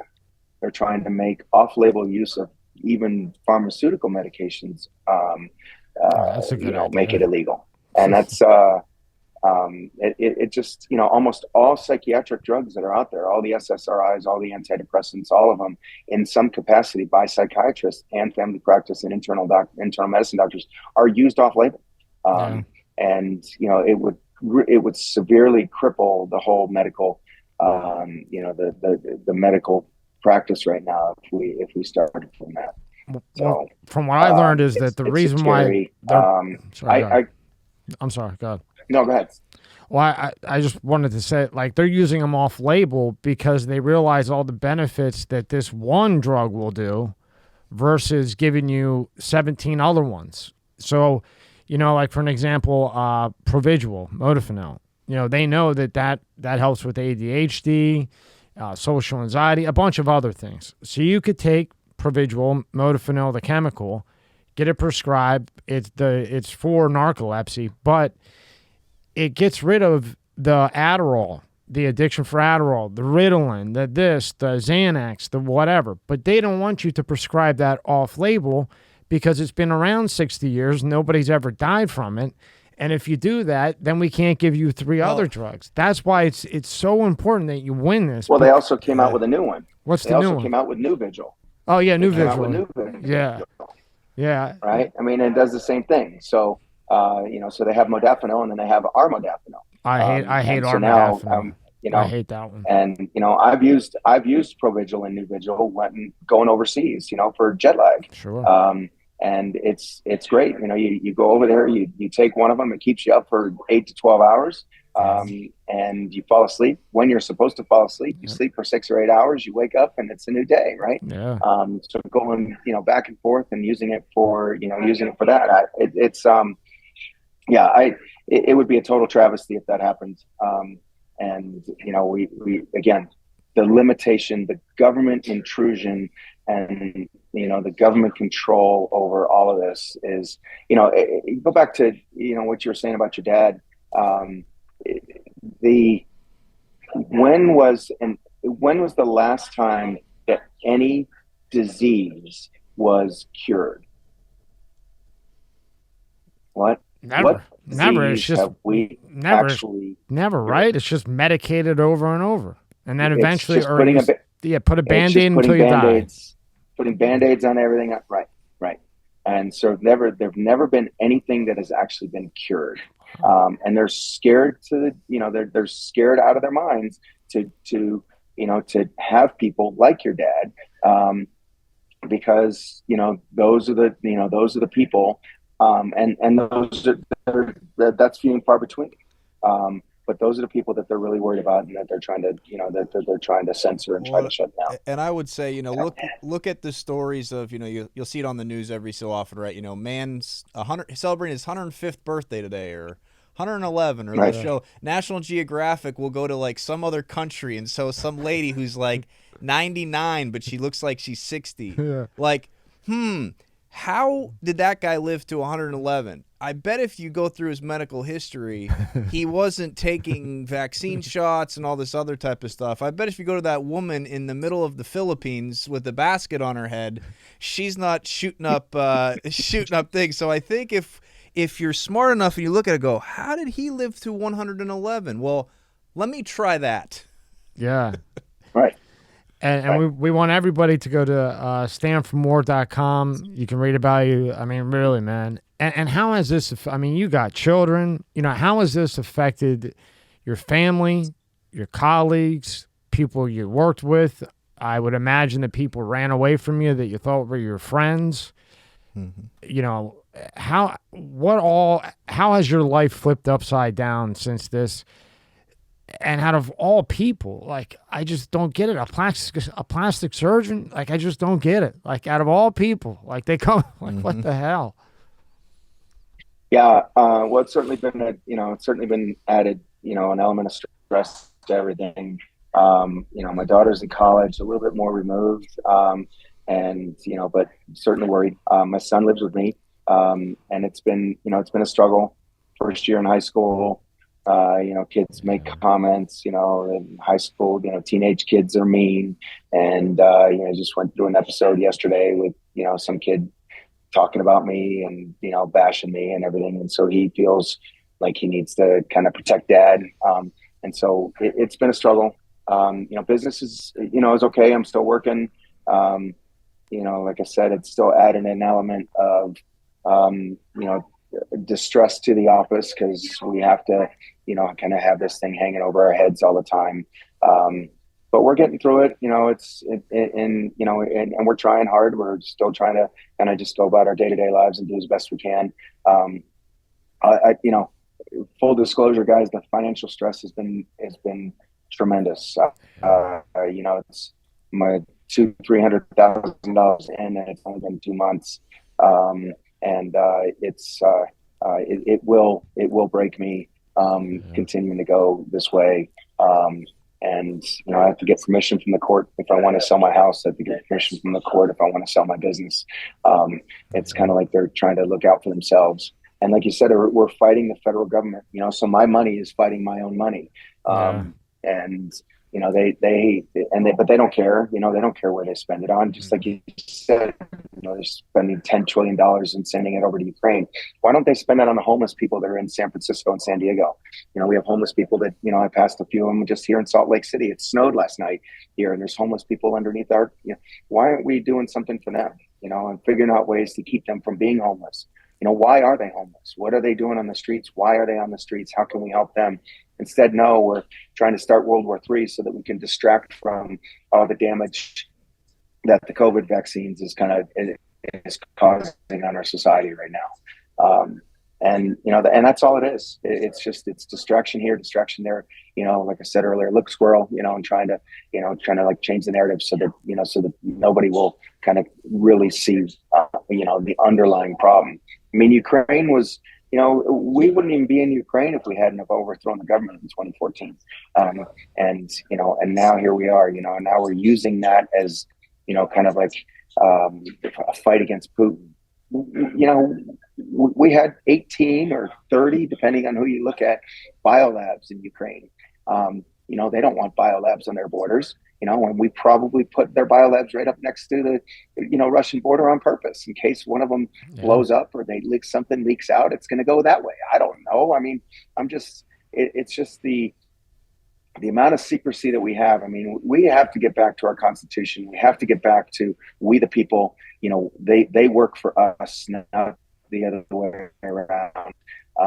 And we have to kind of really start, getting. I mean, that's the reason why they took civics out of our education years ago. They didn't want people to be educated about what our Constitution says and who our government is, and everything else. These people no longer. They just think that they're completely immune. So we have to kind of get that groundswell of support, both again for me on a small scale, but also from a large scale here, and realize that, hey, everybody that's out there, all of these federal employees, all of our legislators, all of our politicians, they work for us. We are the ones that are supposed to elect them, and they're supposed to do what we want them to do. And if they don't do what we want them to do, they need to get out. And it shouldn't be a career. They shouldn't be there for 40 years. And, they shouldn't be there more than 2 or 3 terms, period. You go out there, you do, your social, you go work, you have a calling to kind of go and do some, political work or some, humanitarian work and try to help people and try to do some things. And then you go back to your job. So anyway, that's a lot of topics that are just covered. No, I love it, and I agree with you. Bottom line is we need to get. I like Putin. I like him. I mean, shit. First off, that's been his forever. Okay, he's bombing areas where we had him when we could prove they were pulling the adrenaline from, or not the adrenaline. They're whatever that sick thing is that what's his name was known. Where they're taking stuff out of kids. He's bombing their nuke sites, and here we are sending, like you said, 10 trillion, 5 trillion tanks to a guy who's running Ukraine, who NATO went there 7-8 times and denied them allowing them to be into NATO because they kept violating nuke laws. And here we are making Putin out to be an asshole when really it's technically his. And whether it is or not, they've been fighting over this for 200 years. But yet you look out your window and you got homeless people. You look over here, you're shoving them in a corner with tents. You leave the border wide open so everybody can run, all the terrorists can run in and everything else. And the other day when we were talking to Ms. Park, she said, her son was outside and a drug dealer went to sell her son, her little boy, or give her a lollipop with fentanyl. Well, I guess we don't know if it had fentanyl on it, but it was a drug dealer. It has something in it. And the cop said, I can't do anything with the mandate. Well, they don't prosecute them. They can't prosecute. Yeah, they can't prosecute them. So you're throwing all this money around here, but they're worried about, or they're trying to stick you with this because you didn't go with the agenda. And for people watching and that are like, wow, this is really messed up. You got to go to your websites because it's not just a state case, a county case, or even a federal case. You have a federal case that is based on you going against their agenda. Yeah. I mean, I bucked their agenda, right? And they say it was politically motivated. It's not politically motivated. It's medically motivated. My politics are, my politics it has nothing to do with how I practice medicine. I'm taking care of my patients the way my patients want to be taken care of. And that's why when we started earlier, you would say no to somebody that came in that you weren't good at. You would say no. If you thought it was too much and look, I'm not going to be the one to make you look like E.T., you would say no. And that was from, like, I wanted to ask you that to build the point that this is how you are as a doctor. You're a straight shooter. You know what you're good at. You know what you're not. Now you're going to come at me with this silly indictment. I mean, just silly, just stupid. And people got to see that. And whether you can help out with, 10, 20, 100, I don't think it really matters right now. Anything helps and adds up. And you're taking care of your colleagues, or not your colleague. You're taking care of your staff. How's your staff doing with all this? I mean, did their heads fall off when they're like, what did we do? I mean, is that the feeling you had? Like, what did I do? No, my staff is very loyal, and they're very supportive. And that's why we are. I mean, we're not allowed to talk about the case. Kind of like, you can't talk to anybody but your attorney. Your attorneys can't talk to each other, and we can't talk to each other either. It's kind of like, but you're both fighting the same enemy. It's kind of like they do this on purpose to kind of make everybody kind of pit themselves against each other. We all knew what we were doing. I think if you asked all of us individually, they would all say the same thing, that they have no regrets about what they did, whatever it is that we did do. But they have no regrets, and they believe that we did the right thing. So it's been stressful. It'll continue to be stressful. Our court case is now set back to start November 7th. Jury selection a few days before that, we have motion hearings, or the last motion September 7th, 60 days before, and then something happens in August. I think it's a pretrial hearing or something like that, like August 16th. So it's been put off for a little bit. Gives us some time to kind of file some motions, try to get some information, and try to get full disclosure and our end of our discovery in terms of what we want from the government. So anyway, that's where we are. Yeah, you got to get every little piece of that and go through that with a fine-tooth comb, as you know very well. Right. And why do you think they picked you? Like, why you? I mean, I know it's a tough question to ask, but it's just a personal question. I mean, it doesn't really make, I just like, why you? Like, why would they pick you? Like, why?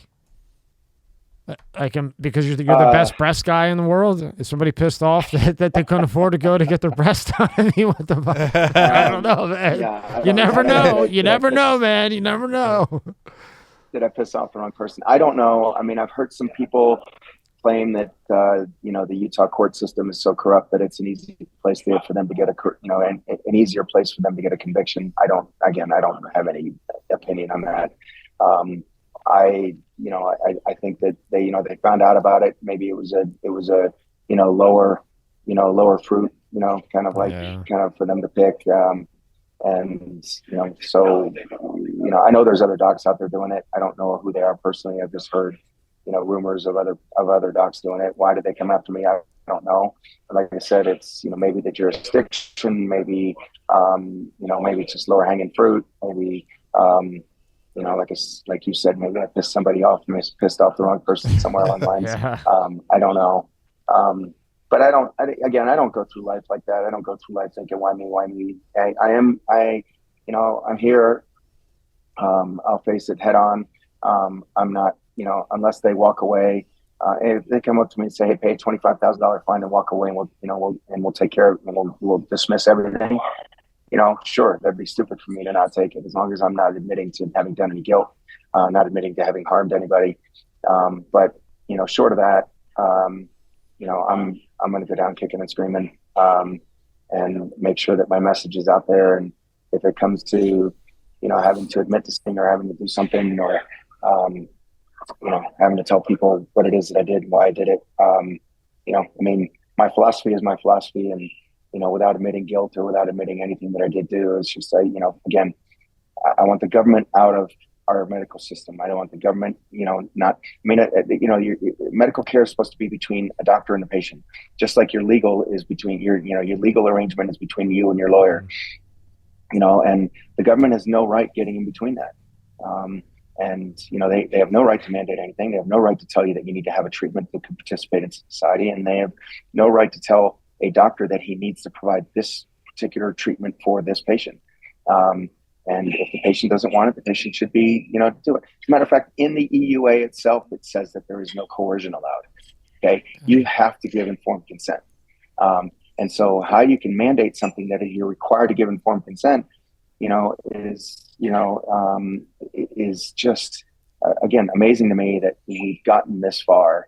And we've, just kind of not been able to fight against it as much as we should be fighting against it. And I think it goes down to, a little bit of, some public apathy. The majority of the public is out there thinking that the government is looking out for their best interests, and they're really not. They are really not. You are the best person to look out for you. Okay, nobody else is going to look out for you. And you have to realize that it has to go back to that kind of philosophy is, you look out best for you. Nobody else is going to look out for you. So until we change that mentality, until we change that, that underlying structure that, government's not there for your best interest. The government is there for their own interests, and they're all corrupted in some capacity or another. We're a long way from, getting there. I mean, it's changing, no doubt. I think I probably would already be in a court. I would probably be already convicted and thrown in jail if this had come out 2 years ago. But the fact that it's coming out now with all the data that's coming out, all the injuries that we're seeing, the thousands upon thousands, the hundreds of thousands of people that are vaccine injured that are coming out in the public. One of the girls, Jessica Sturm or whatever it was from the Pussycat Dolls, came out and did an expose on her vaccine injury. And more and more people are coming out and talking about it. All of the celebrities that can't, they can't sing anymore. They can't perform. The I don't know, Korean rapper or something like that died on stage. Those kinds of stories are changing people's opinions. Of the number of people that took the first vaccine, only 70% of them took the second, and only 30% took the booster. So there's a reason why that's happening. So it's changing. It's just, question is, will it be soon enough before they get us completely all under their thumb and all have us injected with some sort of a microchip, or have some have a central bank digital currency out there to control every dollar that we spend and how we spend it, where it can be spent, and everything else. That's the battle right now. That's the race right now. And you've never seen anything like in this. a bigger picture. And you've never seen anything like this with anything else where the government steps in. Like, I have a 2.5-year-old daughter. When she went in for vaccines, I said, no, no, no, and no. I think 1 or 2. And they just looked at me like I had 4 eyes and probably got pissed because they didn't get a kickback. But I walked out. Nobody got in trouble or anything. No. Right. But what my concern would be, and this pertains to your case, I might not be able to do that in 5 years. Bless you, by the way. If I have another kid and they get away with this one, then they'll get away with another one. Now when I go in and I say, no, that's my daughter, my answer is no, they could mandate me to make her get it done. I mean, that's how far this goes, right? They could take your kid away. And in some places they do that. In New York, you are not allowed to make a decision. It is mandated that you get all the vaccines. You cannot have a personal, religious, or medical exemptions against vaccines. I know people in New York, or I've heard of people, I don't know them personally, but I've heard through good friends and sources that autistic kids that their parents are say that their kids were damaged, whether it be autism or some other medical problem, they are still forced to continue to get the vaccines because the government mandates it. You are not allowed to, get an exemption. It is, and that's some of the states that are out there. The more liberal states that are out there are doing that. Again, whatever happened to my body, my choice, right? It's only when it applies to your narrative. Yeah. I guess more people will be moving to Florida then. That's right. I mean, you guys have had a mass influx down there. Yeah. If I could handle the humidity, I'd be down there again too. You sound like my mother. She would never come down because she said it was too hot. But that's an important thing, with your case, really. You're not going to be able to walk in with your 6-month-old daughter and say, look, no, I know what this shit does. I've talked to the best doctors. Nope, mandated, you have to. And that's how important in the long term I think your case is, because I'll say it 100 more times. If they get you, they're going to get the next person, so they get to the point where they can get away with that. I think before they mandated the what's the vaccine card, they probably should have mandated that a 6th grader couldn't have, made one of those, because, I mean, you look at that thing and I'm like, I think a kid in 6th grade can print that out and sell fake IDs and like the old New Jersey IDs we were in college. The Jersey IDs were the easiest ID to have a fake ID for in college. I think this vaccine card, you could have a 6th grader created and make a lot of money as a side job. So so an entrepreneurial teenager. Yeah. No, 6th grader. Yeah, 6th grader. And only gone to jail for years and get out when he's 18 and have a clean right. So maybe I should have I should have talked to my kids to do this. But it's Go ahead. Yeah, I mean, all kidding aside, it is a serious issue. Yeah.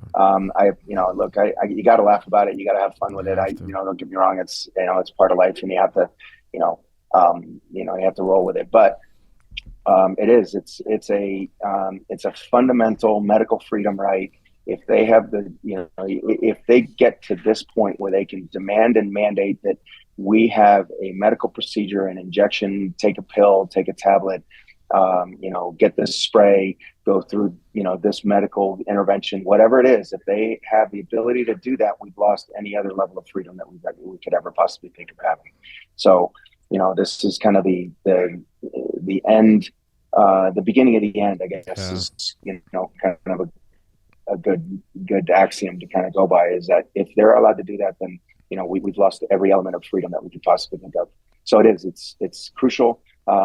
And we need all the support we can get, and try to just fight and stand up against our federal government, and their ability to tell people what they need to have done in order to be contributors to society. And we'll have it all throughout the video, but what are the best sites to go to help you out, read about you and what's going on, and stay strong? You got to stay strong. Yeah, so we have everything is stand for more. Some of them are stand _for_more. I think that's the way our Telegram channel. The Telegram channel has a lot of our, all of our, so all the articles written about us, even the articles that were written against us, are on there. There was a Vice article that was, that was put up that in the conclusion was kind of like, it seems like whatever it is that they're doing is working. That was one of their final statements. But the Telegram channel, Stand for More, I think if you just look it up by those words, you'll find it. We have a Twitter presence. We have, so all the social media, Instagram stuff that's out there. My website, the Stand for More, not my website, it's for our group, standformore.com, and then Give, Send, Go, donation website. It's a link on our website, and it's also it's also just direct, Give, Send, Go, and then if you do a search for Stand for More, will come up. So we're trying to keep it all as uniform as we can, with one single message, and donate whatever you can, whatever you think is possible, and get your friends to donate. This is going to affect everybody, and if we can't keep a needle out of everybody's arms now, we're not going to be able to keep any other intervention that our government says is going to be required in order to be, like I said, contributors to society. Yep. Like you said earlier, next thing you know, it will be a chip, and not an Elon Musk chip. It will be a chip from the White House, Right. Really? Right. And it's already starting. So it's already starting.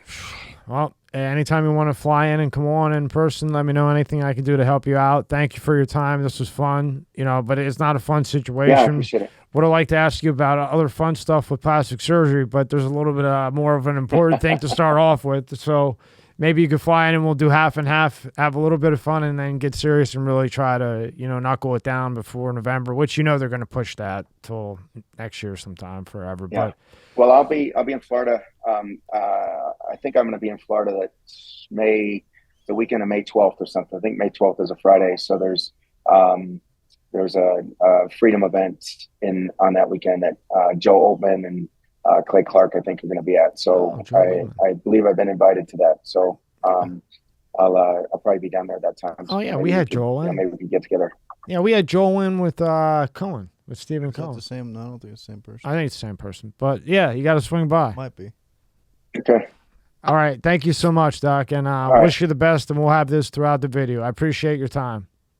All right, man. Thanks for having me, guys. Anytime. Okay, thank you. This podcast is brought to you by Monster Energy. Tear into a can of the meanest energy drink on the planet, Monster Energy. It's the ideal combo of the right ingredients in the right proportion to deliver a big bad buzz that only Monster can. Monster packs a powerful punch, has a smooth, easy drinking flavor. Athletes, musicians, co-eds, road warriors, metalheads, geeks, hipsters, and bikers dig it. You will too. Monster Energy is more than just the green OG. Monster has Monster Ultra, Juice Monster, Monster Hydro, Rehab Monster, Dragon Tea, Monster Max, Muscle Monster, and many more. Buy on Amazon, buy on Walmart, or go to monsterenergy.com and believe me, you'll find a place. Unleash the beast. Monster Energy.